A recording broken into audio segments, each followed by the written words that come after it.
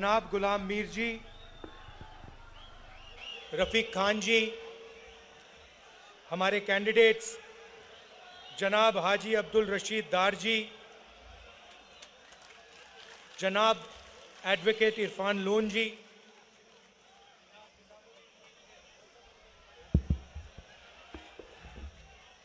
जनाब मीर इकबाल जी, जनाब इरशाद अहमद जी, स्टेज पे इंडिया गठबंधन के सीनियर नेता, भाइयों और बहनों, प्रेस के हमारे मित्रों, आप सबका यहाँ बहुत बहुत स्वागत, नमस्कार।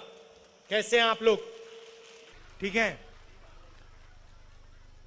हाजी जी, एक शिकायत से मैं शुरू करना चाहता हूँ। आप मुझे यहाँ बुला लेते हो, आधे घंटे के लिए, 1 घंटे के लिए बुला देते हो, मगर 1-2 दिन के लिए कभी यहाँ नहीं बुलाते हो मुझे। और तो मैं चाहता हूं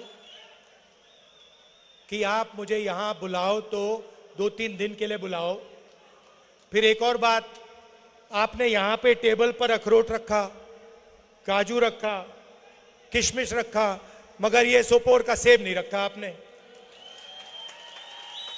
और मामला इसी का है, मेन मामला इसी का है। इस सेब को पूरी दुनिया में पहुंचाना है, अमेरिका में पहुंचाना है, जापान में पहुंचाना है, चाइना में पहुंचाना है।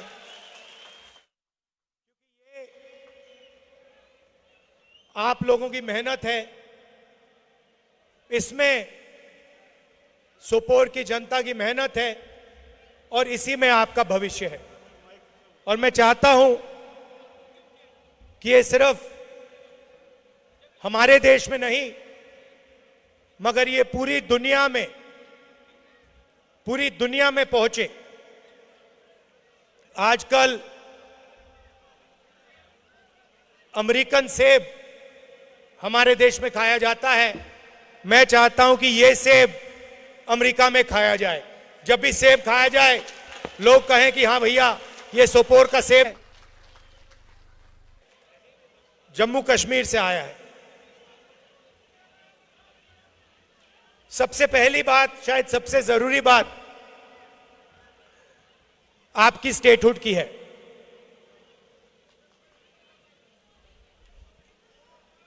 बहुत सारे यूनियन टेरिटरीज को स्टेट में बदला गया है, यह हुआ है। स्टेट्स को बांटा भी गया है।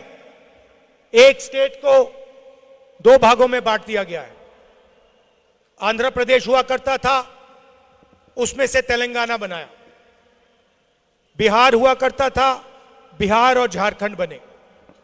मध्य प्रदेश में से छत्तीसगढ़ बनाया गया। मगर पहली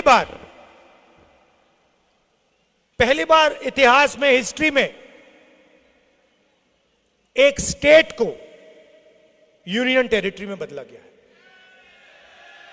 और यह शर्म की बात है। यह हिंदुस्तान में कभी पहले नहीं हुआ है।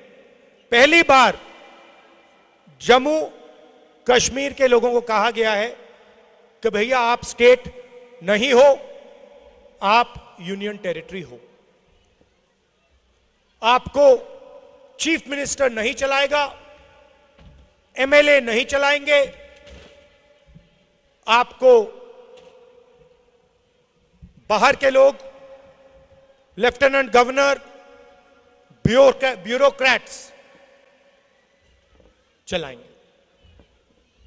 हम चाहते थे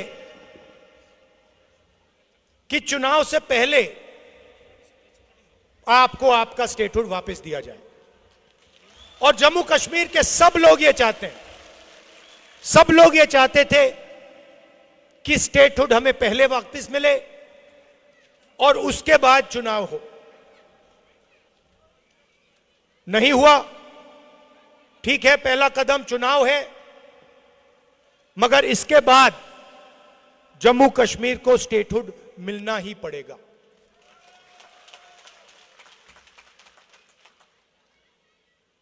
अगर नरेंद्र मोदी जी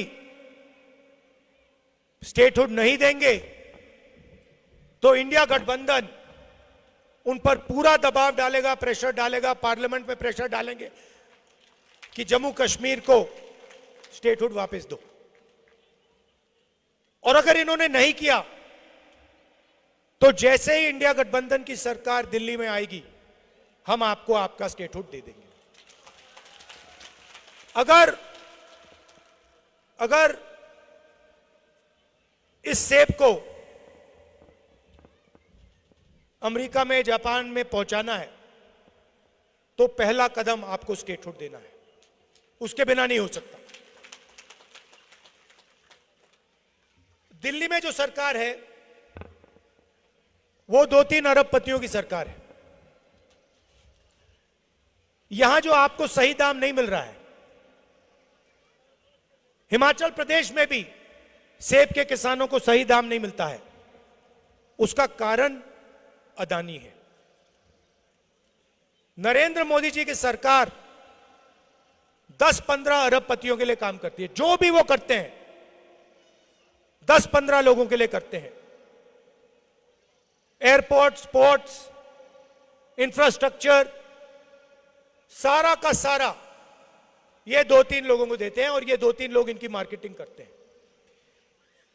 नोटबंदी की, गलत जीएसटी लागू की, जो छोटे बिजनेसेस हैं, यहां के जो लोकल बिजनेसेस हैं, सेब का जो बिजनेस चलाते हैं, इन सब को नोटबंदी और जीएसटी ने खत्म किया है। गलत जीएसटी ने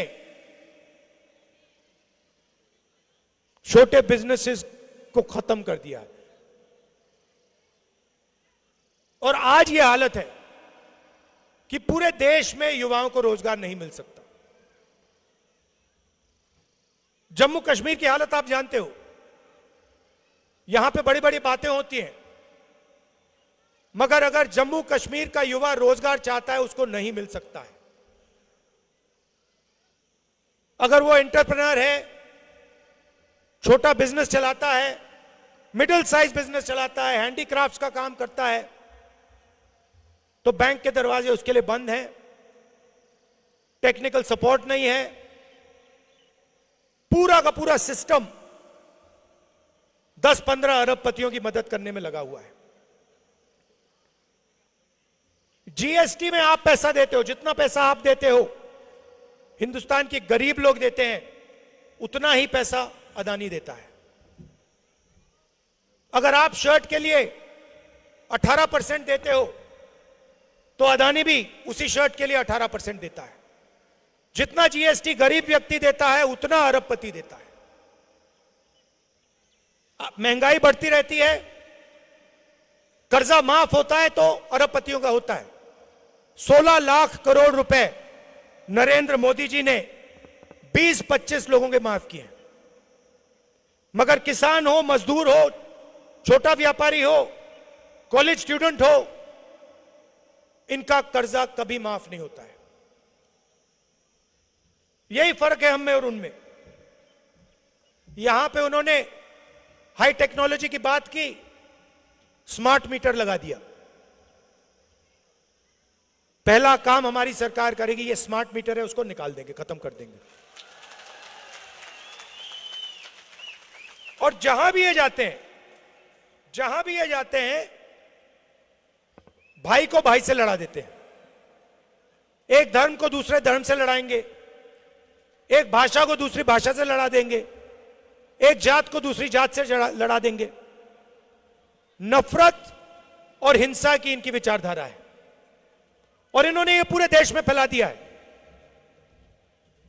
पूरे देश में नफरत फैलाई है और इसीलिए कन्याकुमारी से लेकर जम्मू कश्मीर तक हमने पैदल यात्रा की और हमने उनसे कहा, देखिए आप अगर नफरत का बाजार खोल सकते हो तो हम मोहब्बत की दुकान भी खोल सकते हैं। अगर आप नफरत फैला सकते हो तो हम मोहब्बत फैला सकते हैं। और जितनी उन्होंने मोहब्बत, जितनी उन्होंने नफरत फैलाई, उससे दुगना हमने मोहब्बत फैलाई। और 4000 किलोमीटर चले, यहां तक जम्मू कश्मीर तक हम आए, क्यों? हम मैसेज देना चाहते थे, यह भाईचारे का, मोहब्बत का देश है, यह सब लोगों का देश है, इसमें सबकी रिस्पेक्ट होनी चाहिए, सबकी इज्जत होनी चाहिए, भाईचारा होना चाहिए, शांति होनी चाहिए। यही मैसेज था भारत जोड़ो यात्रा का। यहां पे मैं जानता हूं आपकी लोकल इश्यूज हैं, 2-3 हमने मैनिफेस्टो में वायदे किए हैं। जो आपका सेब है 72 रुपीज पर किलो आपको हम मिनिमम सपोर्ट प्राइस देंगे। 100% क्रॉप इंश्योरेंस, जहां भी आपको नुकसान होगा आपको इंश्योरेंस का पैसा मिलेगा। गरीब लोगों का जो एविक्शन हो रहा है वो हम रोकेंगे, और इरिगेशन प्रोजेक्ट्स के लिए हम 2500 करोड़ रुपए आपको देंगे। मीर साहब से मेरी बात हो रही थी, उन्होंने मुझे कहा कि यहां का जो सेब है ये एक्सपोर्ट होता है, मगर इसकी प्रोसेसिंग यहां नहीं होती है, मतलब फूड प्रोसेसिंग प्लांट यहां पे नहीं है। हमारा लक्ष्य है कि आपका सेब अमेरिका जाए, जापान जाए, बाकी देशों में जाए, मगर फिर यहां आपकी सेब की प्रोसेसिंग की भी प्लांट्स लगे, कि सेब का पूरा फायदा सोपोर की जनता को मिले। आप जानते हो मेरा आपका रिश्ता राजनीतिक रिश्ता नहीं है। मेरे दिल में जम्मू कश्मीर के लिए क्या फीलिंग है आप सब जानते हो, मुझे कहने की जरूरत ही नहीं, ये आप समझते हो।